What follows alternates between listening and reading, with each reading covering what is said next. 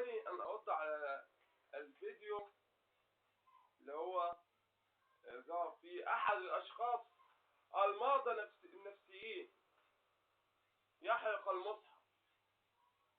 وهل هذا عيب في المصحف؟ بل هو عيب في ذلك الشخص المجنون الذي خرج ليحرق كتاب الله عز وجل، سواء كان فكره. فالإسلام يحترم الفكر، حرية الفكر والعبادة. فأنا لا أرد على مثل هذا الشخص المجنون.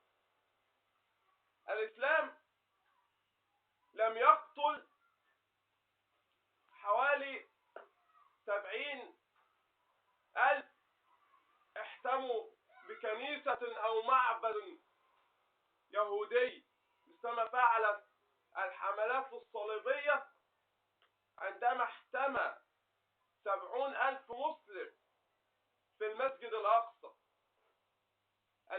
المسلمين ولا أحد حكام المسلمين أرسل إلى حاكم مسيحي يقول له أنه سوف يهدم كنيسة أو معبد، مثلما فعل قسطنطين السابع الذي حكم الدولة الرومانية من سنة 913 إلى 959 ميلاديا، مثلما فعل قسطنطين السابع عندما أرسل إلى الخليفة العباسي بهدم الكعبة ونشر المسيحية عنوة في الشرق والغرب. الإسلام والمسلمين لم يقتلوا حوالي الآلاف من حوالي 3,000 من اليهود، مثلما حرق الأوروبيين اليهود سنة 1348 بسبب الطاعون. المسلمين لم يقتلوا الآلاف مثلما فعل المغول في بغداد والعراق. المسلمون لم يقتلوا الآلاف مثلما فعل لوبير بطرس حاكم جزيرة قبرص عندما اعتدى على الإسكندرية. المسلمون لم يعتدوا ولم يقتلوا الآلاف مثلما فعل الإيطاليين في المسلمين في ليبيا. المسلمون لم يقتلوا الآلاف والملايين مثلما فعل الأثيوبيون في مسلمي إريتريا. المسلمون لم يقتلوا الآلاف والمئات مثلما فعل الهندوس في كشمير، والبوذيون في بوروما، والأمريكان في العراق، واليهود في فلسطين. هؤلاء هم المسلمون، يعتدى عليهم ويسامحون. هؤلاء هم المسلمون. النبي صلى الله عليه وسلم لقى العذاب والهوان من المشركين في مكة، وماذا قال لهم؟ قال اذهبوا فأنتم الطلقاء. هؤلاء هم المسلمون. الإسلام دين سماحة لا دين عنف.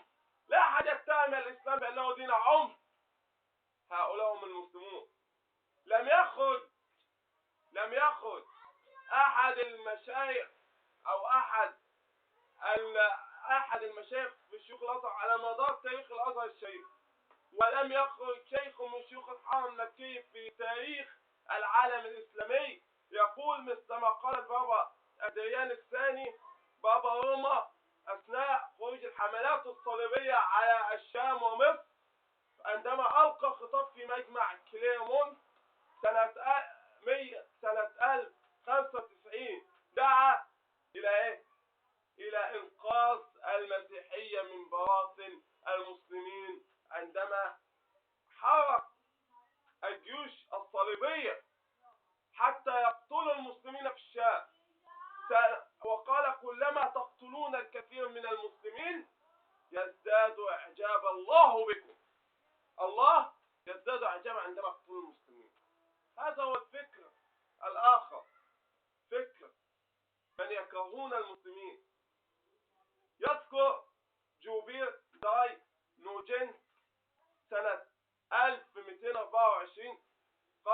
أنه لا يعتمد في كتاباته عن الإسلام على أي مصادر مكتوب. ليه يا عم الحاج؟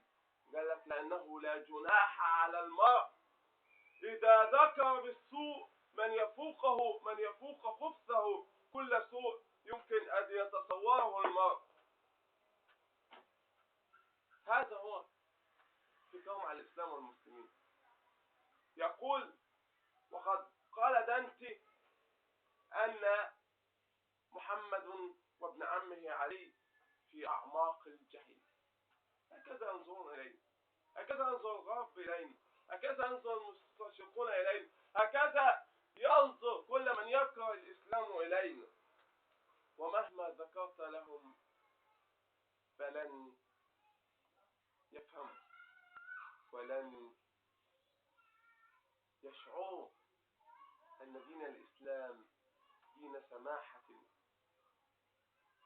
فاعلموا يا من تكرهون دين الإسلام أن الإسلام مهما كرهتموه ومهما دعوتم الناس إلى كفر ومهما نشرتم أباطيلكم فلن يكره الإسلام أحد، بل ندعوكم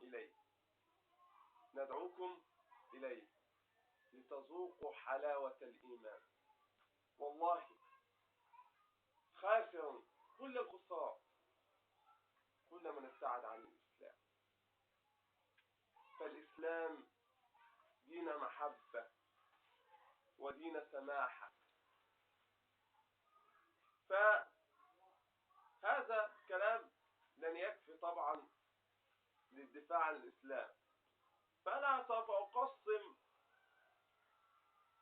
حلقات يعني كلماتي في الدفاع عن الإسلام والمسلمين إلى حلقات أريد أن تتابعوني فيه حتى يزداد الذين آمنوا إيمانا مع إيمانهم.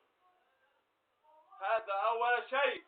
وثاني شيء أن يرى الذين يتهجمون على الإسلام أن هناك مسلمون يدافعون عن الإسلام لا بالسيف بل بالكلمة.